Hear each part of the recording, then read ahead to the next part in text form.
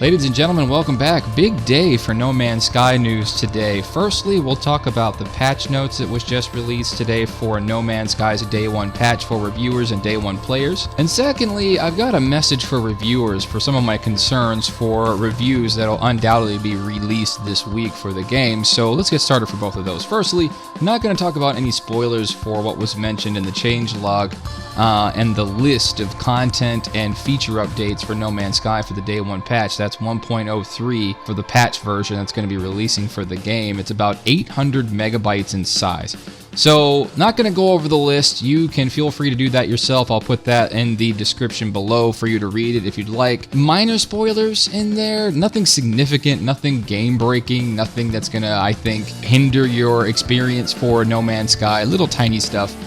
But one big thing that caught my eye, don't think this is spoilerish, but feel free to fast forward or click away.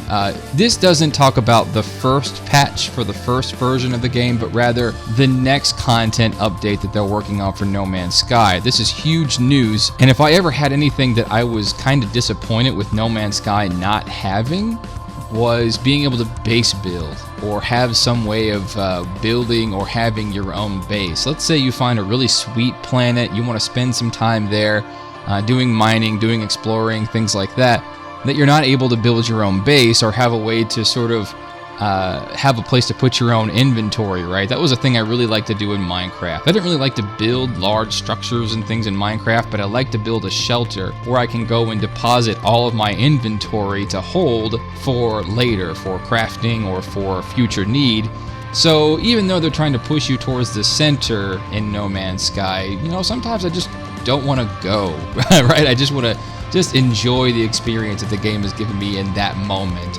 So that's really cool that that's coming in the next content patch for the game. Not sure when they're going to do that, but in the overall patch notes for No Man's Sky for the version that you're going to be playing on Tuesday, there's a lot of really genuinely unique fixes. And here's the kicker, folks. If you've been watching streams of the game in this last week, if you've been following what some of the leakers have been saying, and especially if you've been reading up on issues with the games that they might have had, folks, these patch notes are addressing a lot of that stuff.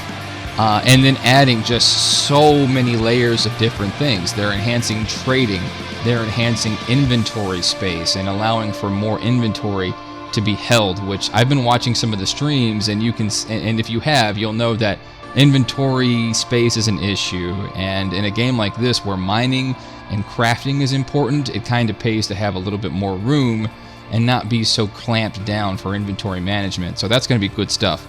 Atmosphere changes, planet changes, diversity in creatures, generally the entire universe and actual galactic size changes. So changes that are actually affecting the entire galaxy. And that's what's prompting the wipe of the servers that will happen today, Sunday, August 7th, by the end of the day.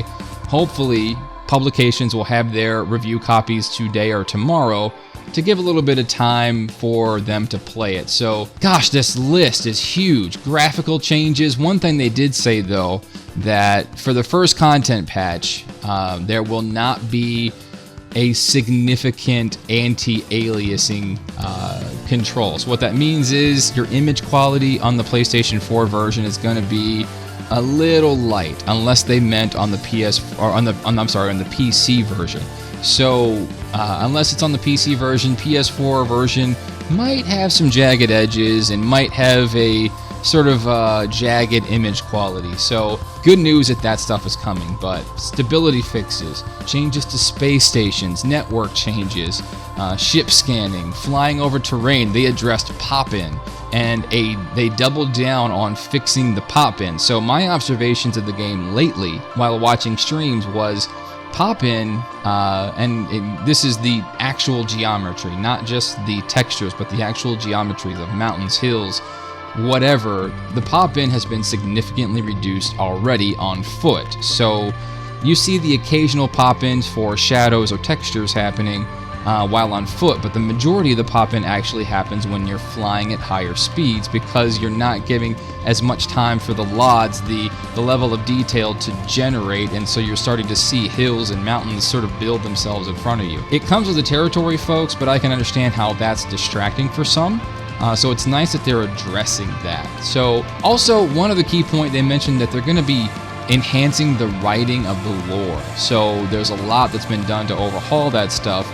They mentioned the writer of Deus Ex, which I think is actually really cool, because that's some pretty deep writing there. If you've ever played a Deus Ex game, especially Human Revolution, and we've got a new Deus Ex game coming up here pretty soon, pretty enjoyable stuff. So now to the second piece, the review concerns, and this is something that you really should watch out for. A lot of folks, they like to cling to their reviews. When those reviews land, those reviews can really cause kind of a shitstorm.